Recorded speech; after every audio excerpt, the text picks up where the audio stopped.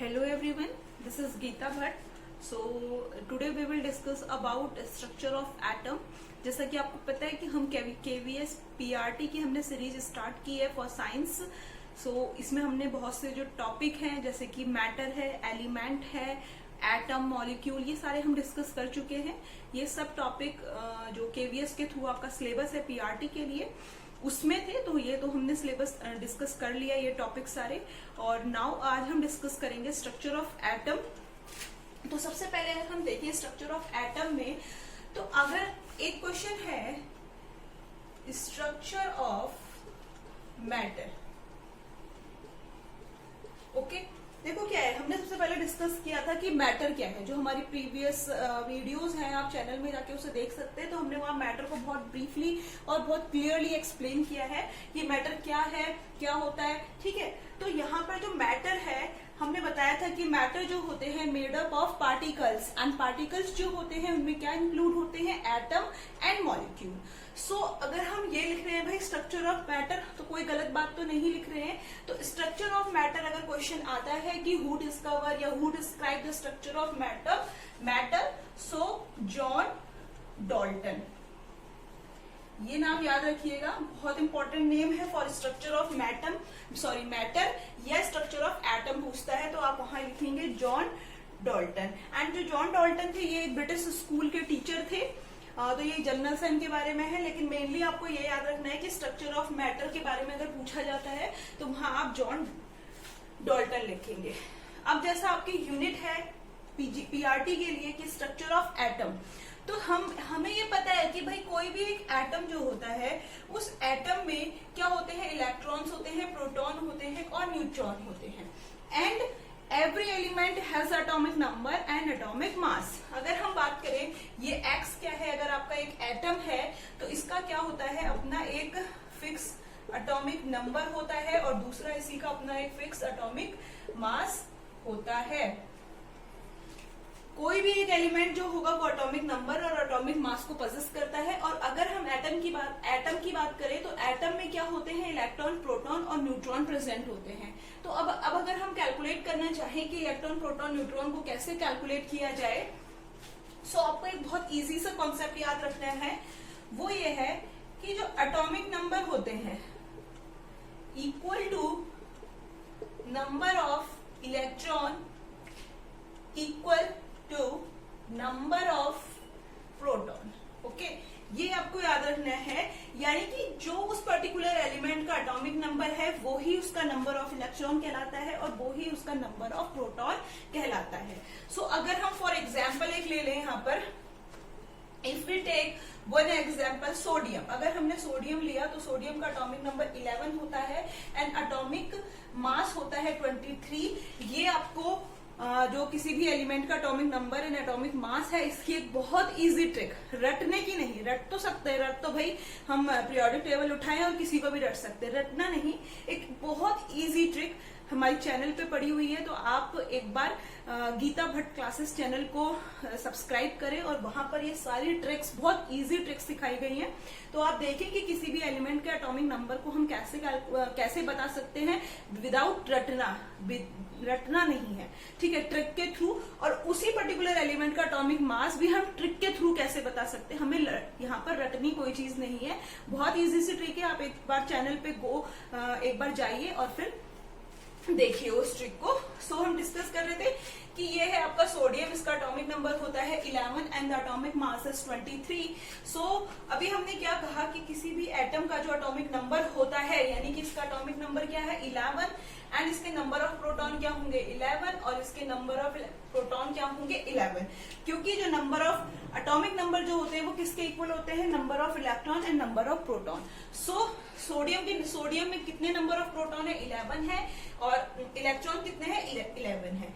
अब अगर है कि हमें क्या निकालने हैं, न्यूट्रॉन्स कैलकुलेट करने हैं, तो न्यूट्रॉन कैलकुलेट करने के लिए एक सिंपल सा फॉर्मूला है एटॉमिक मास माइनस क्या लिखोगे आप, एटॉमिक नंबर.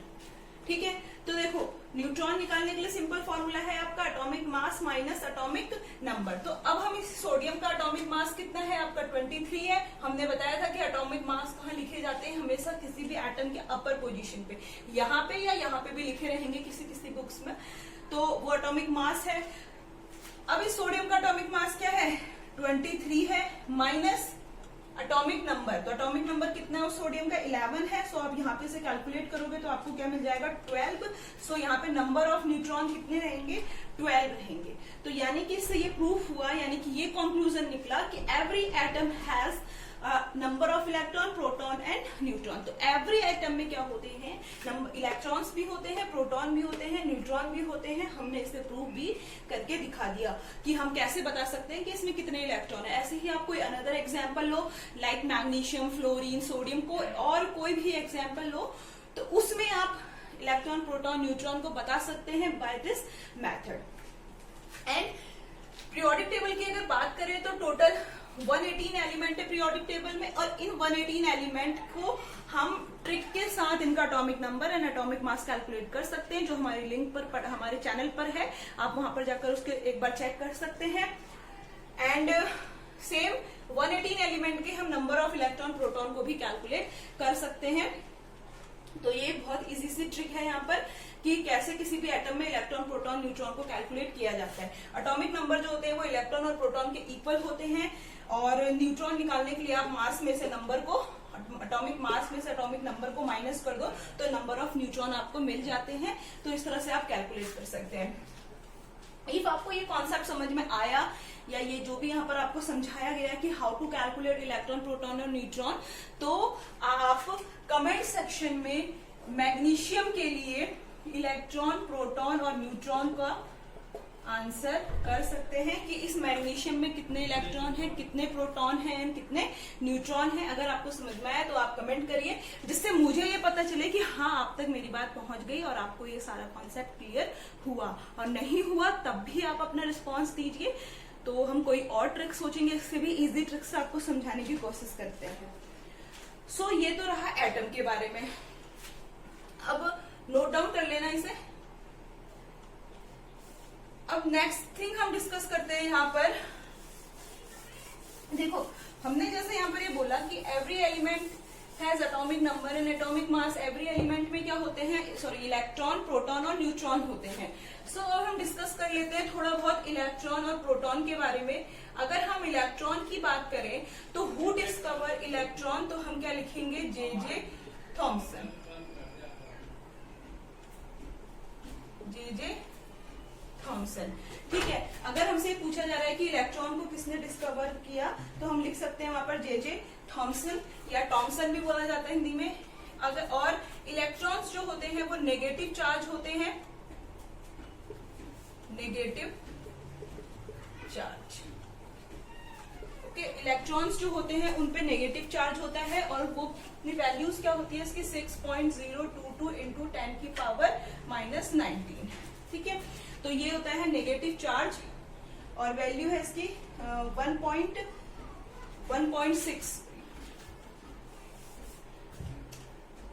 1.6022 इंटू 10 की पावर -19, ठीक है। तो ये होती है नेगेटिव चार्ज, यहाँ पर वैल्यू इसकी 1.6022 इंटू 10 की पावर -19। अब अगर हम इस पे कहें कि इस इलेक्ट्रॉन पर कितना मास होता है, तो उसकी वैल्यू होती है 9.1 इंटू 10 की पावर -31 किलो जूल, ठीक है। तो मास कितना होता है 9.1 into 10 to the power -31 kilo joule. तो ये एक इलेक्ट्रॉन के लिए हो गया। 3 इंपॉर्टेंट चीज है, who discover and charge and mass. पूछा जाता है फॉर केवीएस पीआरटी के लिए तो हम पढ़ा ही रहे हैं, तो वहां तो आ ही सकता है। उसके अलावा जो अदर कॉम्पिटेटिव एग्जाम्स होते हैं जहां पर जनरल साइंस आती है, वहां पर ये क्वेश्चन बहुत बार पूछा जाता है कि नेगेटिव चार्ज की मतलब क्या वैल्यूज हैं, और सेम ऐसी मास कितना होता है ये पूछा जाता है, ठीक है। अब अगर हम बात करें प्रोटॉन की, तो अगर हम देखें तो प्रोटॉन को किसने डिस्कवर किया था, रदरफोर्ड ने डिस्कवर किया था प्रोटॉन को। रदरफोर्ड ने क्या करा था, प्रोटॉन को डिस्कवर किया था। इसमें क्या होता है, आपका पॉजिटिव चार्ज होता है प्रोटॉन पे, और वैल्यू सेम होती है 1.6022 इंटू 10 की पावर -19। ठीक है, तो ये होती है इसकी पॉजिटिव चार्ज की वैल्यू, ऑलमोस्ट सेम ही होती है 1.6022 इंटू 10 की पावर -19। एंड मास होता है इसका, मास होता है इस पर 1.67 into 10 to the power -27 kilo joule. ये याद रखना कि प्रोटॉन पर जो मास होता है वो होता है 1.67 into 10 to the power -27 kilo joule. Okay, next है आपका न्यूट्रॉन। क्योंकि एक एटम में ये तीनों ही चीजें होती हैं, इसलिए तीनों के बारे में हम डिस्कस कर रहे हैं। स्ट्रक्चर ऑफ एटम यूनिट के अंदर जो आपको दी हुई है केवीएस पीआरटी के लिए। तो न्यूट्रॉन जो होते हैं ये न्यूट्रल होते हैं, इट मींस इन पर कोई भी चार्ज नहीं होता है, ना तो आपका पॉजिटिव और ना ही आपका नेगेटिव। इनको डिस्कवर किसने किया था? चैडविक ने किया था। जेम्स चैडविक इनका पूरा नाम था।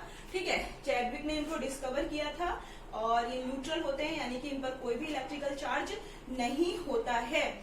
अगर हम मास की बात करें तो 1.675 इंटू 10 की पावर -27 क्या होता है? इसका मास होता है।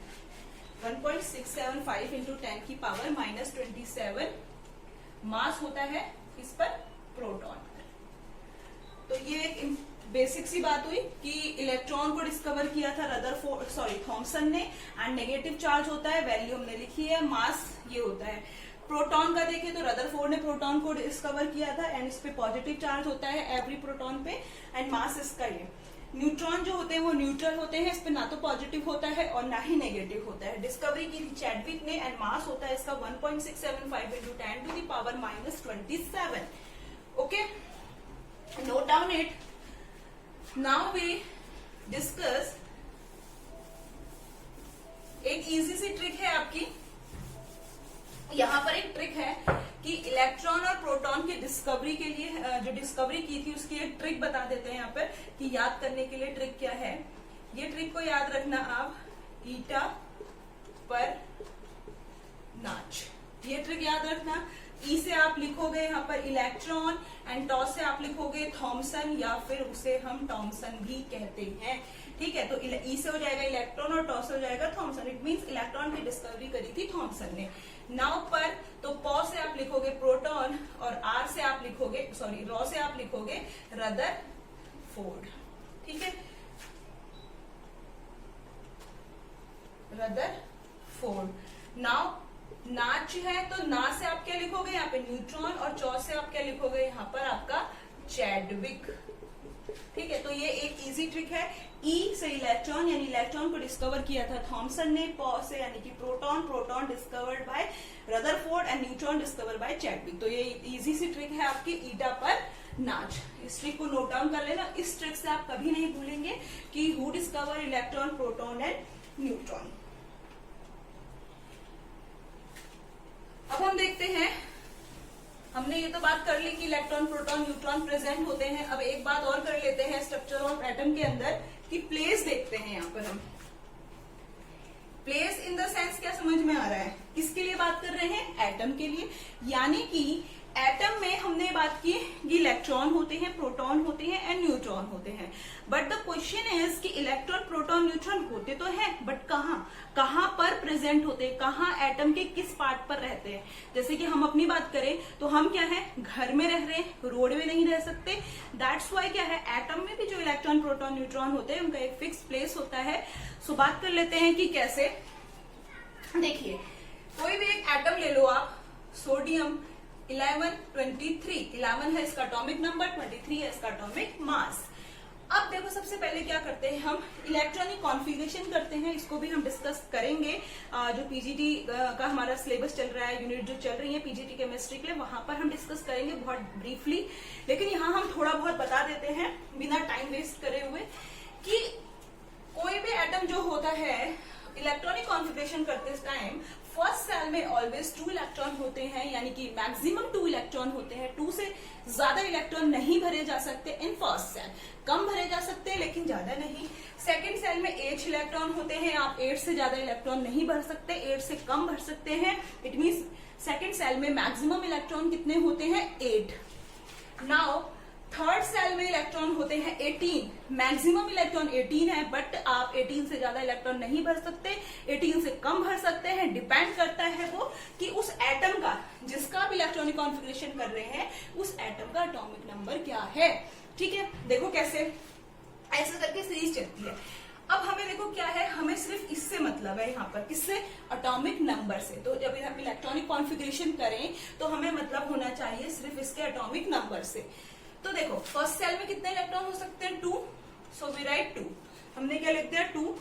नाउ सेकंड में 8 हो सकते हैं, तो 8 लिख दिया हमने। 8 और 2 कितने हो गए, 10 हो गए टोटल। लेकिन हमें कितने इलेक्ट्रॉन फिल करने, 11 करने हैं। सो थर्ड सेल, अब यहाँ पर हम 9 नहीं भर सकते थे, सेकंड सेल में हमें 11 करना है। इसका मतलब ये नहीं कि हम यहाँ पे 9 इलेक्ट्रॉन भर दे। क्यों, क्योंकि सेकंड सेल में मैक्सिमम इलेक्ट्रॉन 8 ही हो सकते हैं according to Newland and octet rule. इससे ज्यादा आप इलेक्ट्रॉन नहीं भर सकते। सो हमने सेकंड सेल में 8 ही इलेक्ट्रॉन लिखे। अब थर्ड सेल में हमें 11 इलेक्ट्रॉन भरने हैं, यानी कि 11। सो हम थर्ड सेल में कितने इलेक्ट्रॉन लिखेंगे, 1। हम यहाँ पर 18 नहीं लिख सकते। 18 अगर लिखेंगे तो एटॉमिक नंबर ऑलरेडी क्या हो रहा है, इलेक्ट्रॉनिक कॉन्फ़िगरेशन ऑलरेडी गलत हो जाएगा, क्योंकि हमें सिर्फ 11 इलेक्ट्रॉन फिल करने हैं। ठीक है, 11 इलेक्ट्रॉन क्या करने हैं, हमें यहाँ पर फिल करने हैं।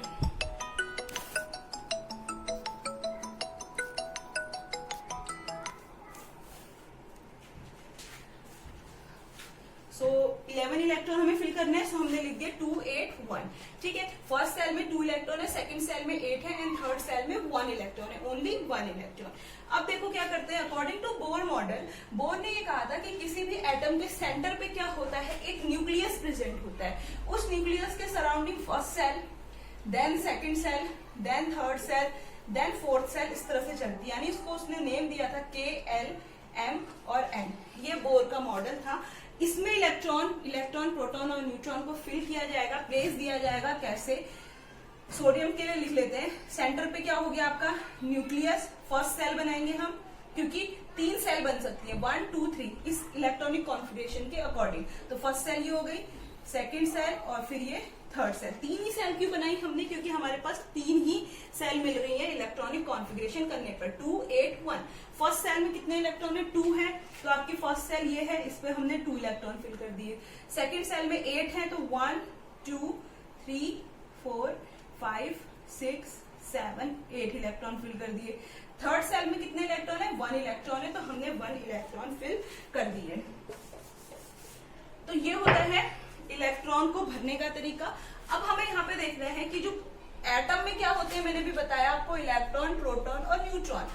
इसमें से प्रोटॉन और न्यूट्रॉन, प्रोटॉन पॉजिटिव चार्ज होता है तो वो सेंटर पे रहता है, और न्यूट्रॉन भी कहाँ पर होते हैं, सेंटर पे ही प्रेजेंट होते हैं। यानी प्रोटॉन और न्यूट्रॉन न्यूक्लियस में ही प्रेजेंट होते हैं, बट इलेक्ट्रॉन जो होते हैं वो न्यूक्लियस के चारों ओर रोटेट करते हैं, यानी कि चक्कर लगाते रहते हैं। ठीक है, यानी ये न्यूक्लियस है, इसके चारों ओर ये इलेक्ट्रॉन क्या कर रहे हैं, चक्कर लगा रहे हैं।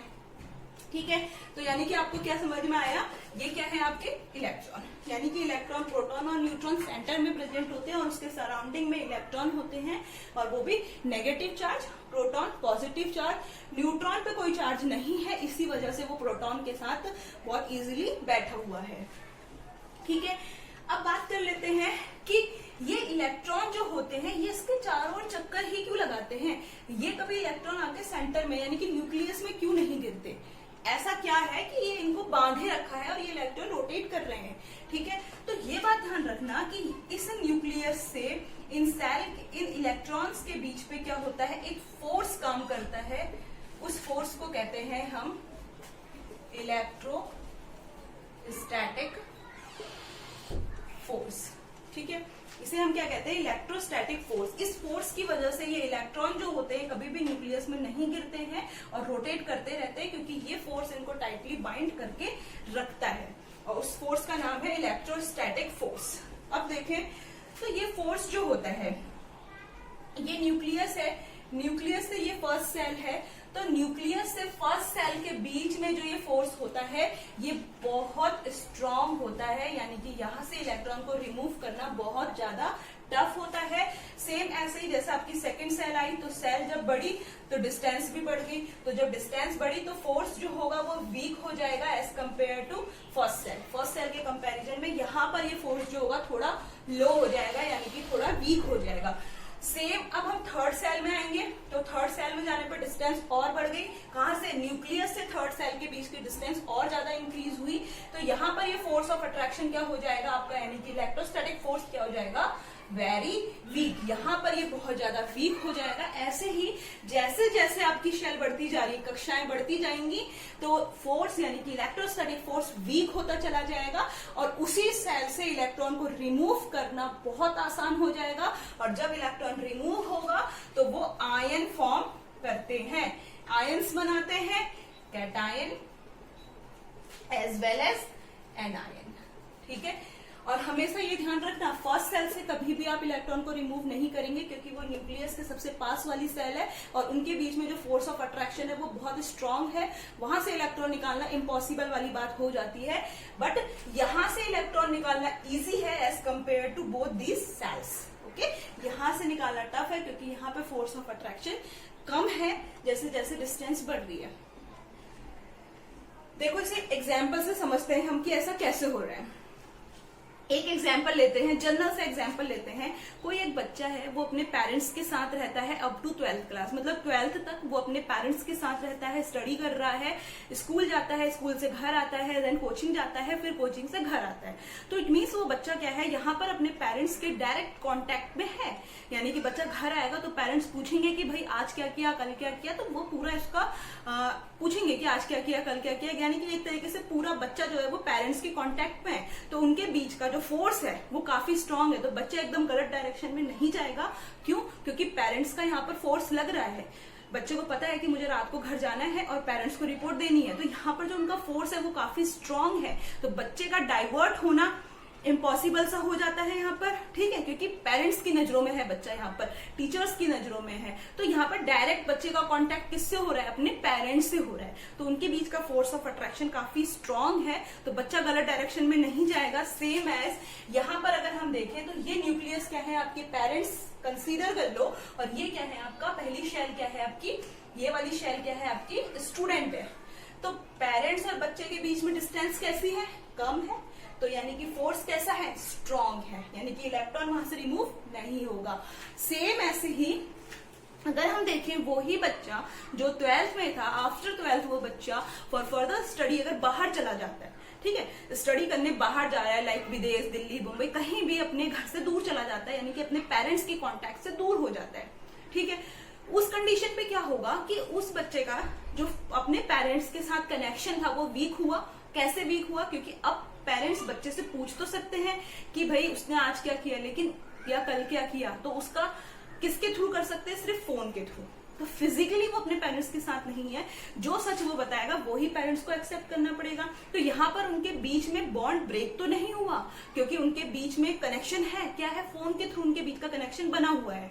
ठीक है, लेकिन क्या हुआ कि फोर्स जो है वो थोड़ा वीक हो गया, क्योंकि बच्चा डायरेक्ट अपने पेरेंट्स के कॉन्टेक्ट में नहीं है। होता है ना, जब बच्चा दूर चला जाता है स्टडी के लिए, तो पेरेंट्स का उससे जो पेरेंट्स का उस पर फोर्स था वो कम हो जाता है, क्योंकि बच्चा तो उनके सामने है नहीं, फोन के थ्रू ही बात होती है।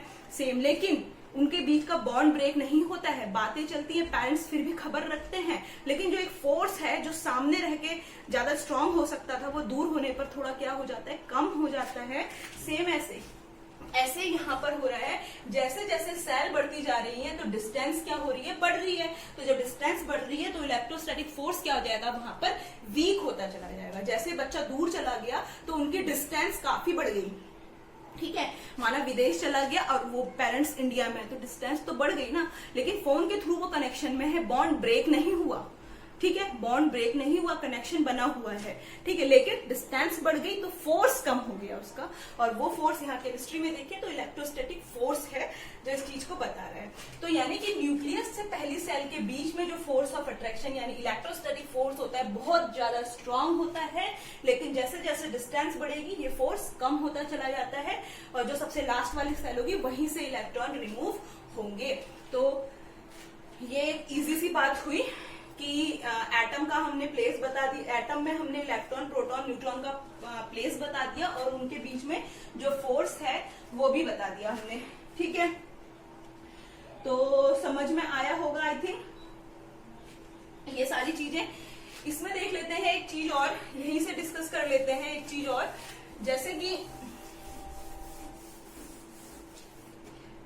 जैसे हमने देखा लास्ट सेल में कितने इलेक्ट्रॉन थे, 1 इलेक्ट्रॉन है। इसको हमने मान लिया सोडियम 11, और यहाँ पे एक एग्जांपल ले लो आप Cl, इसका होता है 17 एटॉमिक नंबर।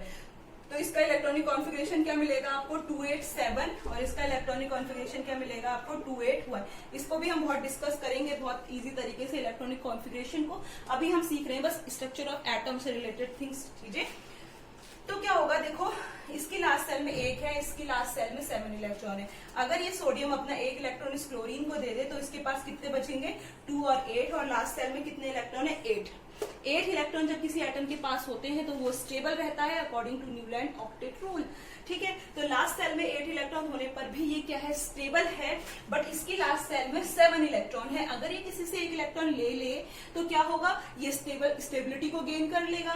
तो अब ये सोडियम और Cl है हमारे पास, तो इसके पास 1 इलेक्ट्रॉन एक्स्ट्रा है, इसके पास 1 इलेक्ट्रॉन कम है। तो सोडियम क्या करेगा, 1 इलेक्ट्रॉन इसको दे देगा, और इसको चाहिए अपने को स्टेबिलिटी गेन करने के लिए, तो ये 1 इलेक्ट्रॉन भाई ले लेगा इजीली, यानी कि दोनों क्या बन जाएंगे तब दोस्त। क्यों दोस्त बने, क्योंकि दोनों में लेन देन हो गई, एक ने दिया दूसरे ने इलेक्ट्रॉन लिया, तो यानी कि अब ये क्या है, दे आर फ्रेंड्स। ठीक है, समझ सकते हैं चल रही। तो इसने 1 इलेक्ट्रॉन दिया, इसके पास क्या बचे 2 और 8, इसने 1 इलेक्ट्रॉन लिया तो इसके पास क्या बचे 2 8 हो गया इसका, वो भी स्टेबल हो गया, ये भी स्टेबल हो गया। इसकी लास्ट सेल में अब 1 इलेक्ट्रॉन है और इसकी लास्ट सेल में अब 8 इलेक्ट्रॉन है, तो दोनों क्या है स्टेबल है according to Newland octet rule. अब देखो क्या है, ये किसका था सोडियम का था, ये किसका था क्लोरीन का था। इलेक्ट्रॉन कहां से निकल रहा है ये भी ध्यान रखना। इस क्लोरीन के लिए पहली सेल में 2 है, पहली सेल में 2 है, दूसरी में 8 है, तीसरी में 7 है। यहीं पर ऐड हो रहा है इलेक्ट्रॉन और यहीं से इलेक्ट्रॉन निकल रहा है। इन दोनों सेल पर कोई भी इफेक्ट नहीं पड़ रहा है। ठीक है, क्योंकि फोर्स ऑफ यानी इलेक्ट्रोस्टैटिक फोर्स लास्ट सेल पे क्या है वीक है, जो हमने अभी डिस्कस किया था। ठीक है, तो इसने 1 इलेक्ट्रॉन दिया, इसने लिया। अब देखो इसने 1 इलेक्ट्रॉन दिया है, दैट्स वाई ये क्या होगा +1 चार्ज कैरी करेगा। प्लस क्यों आया, क्योंकि ये रिच प्रॉपर्टी है, इसने इलेक्ट्रॉन दिया है, दैट्स वाई प्लस चार्ज इसने कैरी किया है, और 1 ही इलेक्ट्रॉन दिया है, दैट्स वाई यहाँ पर +1 लिखा गया। इस पे क्या होगा -1, क्योंकि इसने 1 इलेक्ट्रॉन इससे लिया है, यानी कि ये क्या आपका गरीब है एक तरीके से ये समझ लो। तो इस पे ऋण है यानी कि कर्ज है इस पे, तो यानी कि इस पे क्या आ गया माइनस चार्ज। माइनस भी 1 क्योंकि 1 ही इलेक्ट्रॉन लिया है, और 1 इसलिए लिखा क्योंकि 1 इलेक्ट्रॉन लिया गया। अगर 2 इलेक्ट्रॉन लेता तो माइनस करके 2 लगा देते, ये 2 इलेक्ट्रॉन देता तो माइनस करके 2 लगा देते, जो कि सोडियम के केस में तो पॉसिबल नहीं है कि वो 2 इलेक्ट्रॉन दे, क्योंकि उसके पास ओनली 1 इलेक्ट्रॉन एक्स्ट्रा होता है। ठीक है, इन केस अगर मैग्नीशियम होता तो वो अपने 2 इलेक्ट्रॉन दे सकता था, उसके पास 2 इलेक्ट्रॉन एक्स्ट्रा होते हैं। ठीक है, ये बात समझ में आई कि इसका +1 क्यों आया। देखो भाई, जिसके पास माना मेरे पास अगर 10 रुपए है, ठीक है, मेरे पास अगर 10 रुपए हैं और किसी को 5 रुपए चाहिए, तो मैं 5 तभी तो दूंगी जब मेरे पास 10 है। ऑलरेडी मेरे पास 5 होंगे तो मैं उसे 10 कैसे दे पाऊंगी। सेम, तो इसके पास एक्स्ट्रा है इसीलिए इसने दे दिए। अब ये क्या है, अब हमारा इसको 10 रुपए की जरूरत है और इसके पास है ही, इसके पास सिर्फ 5 रुपए है। ठीक है, तो ये क्या करेगा, अगर ये 5 भी इसको दे देगा तो ये तो कंगाल हो जाएगा। ठीक है, इसी वजह से, तो इस वजह से ये क्या कर रहा है, अपने 5 ना देके यानी कि अपने इलेक्ट्रॉन ना दे करके इलेक्ट्रॉन को एक्सेप्ट कर ले रहा है, और स्टेबिलिटी गेन करके दोनों क्या हो जा रहे हैं, अब फ्रेंड्स हो जा रहे हैं। और जो आपका कंपाउंड बनता है फिर इन दोनों के कॉम्बिनेशन से NaCl, this is sodium chloride, क्योंकि अब ये दोस्त हैं तो साथ में रहेंगे। ठीक है, क्योंकि इन्होंने क्या करी है, इलेक्ट्रॉन का एक्सचेंज किया है, मतलब इलेक्ट्रॉन डोनेट किया है, देन इसने एक्सेप्ट किया है। ठीक है, इस तरीके से जब लास्ट सेल से इलेक्ट्रॉन निकलते हैं तो वो क्या बनाते हैं आपके आयंस। ये क्या है आपके आयंस हैं, जो चार्ज लगा हुआ है ना, जबकि कोई भी ऐसा स्पीसीज जो क्या होता है चार्ज कैरी करती है, तो वो क्या कहलाते हैं आयंस। पॉजिटिव होगा तो आप लिख दोगे भाई कैटायन, नेगेटिव होगा तो आप लिख दोगे एनायन। ठीक है, तो ये बहुत इजी सा कॉन्सेप्ट रहा आज के लिए। आई होप आपको समझ में आया होगा जहां तक मुझे लगता है। और फिर भी अगर कोई डाउट है तो आप अपने डाउट को, अपनी क्वेरीज को कमेंट सेक्शन में जरूर लिख सकते हैं। And student, one thing is please like, share and subscribe my channel for easy tricks of chemistry. And इस चैनल पर KVS PRT science, TGT science की भी हम सीरीज स्टार्ट करने वाले हैं, लेकिन पीआरटी और पीजीटी केमिस्ट्री का ऑलरेडी हम स्टार्ट कर चुके हैं। सिलेबस के अकॉर्डिंग सारा मटेरियल स्टार्ट है, तो आप देखें चैनल पर जाकर के, एक बार जरूर विजिट करें चैनल पर।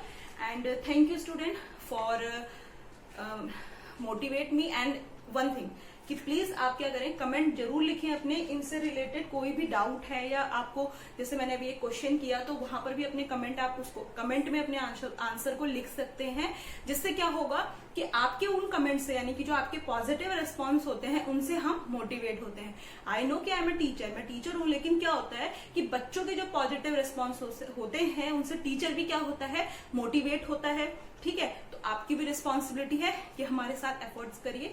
आपको सिर्फ पढ़ना है और चैनल को सब्सक्राइब करना है, इससे ज्यादा आपको कुछ नहीं करना। चैनल फ्री है, कोई पेड चैनल नहीं है, इसलिए आप प्लीज चैनल को सब्सक्राइब करें और इजी ट्रिक्स को यहाँ से ले और अपना जो सिलेबस है पीआरटी के लिए, पीजीटी केमिस्ट्री का, वो यहाँ से कंप्लीट करें।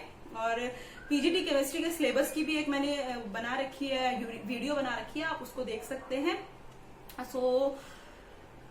एक ये कि जल्दी आप क्या करें, चैनल को सब्सक्राइब करें, ज्यादा से ज्यादा स्टूडेंट, टीचर जो भी तैयारी कर रहे हैं एग्जाम्स की, और 1000 तक हमें पहुंचाइए, जिससे क्या हो कि हमारे पास टाइम की लिमिटेशन ना हो और हम डायरेक्ट आपके साथ लाइव आकर के बातें करें, आपके डाउट को क्लियर करें और टॉपिक, सिलेबस सबको कंप्लीट करें। ठीक है student, so thank you and thank you so much.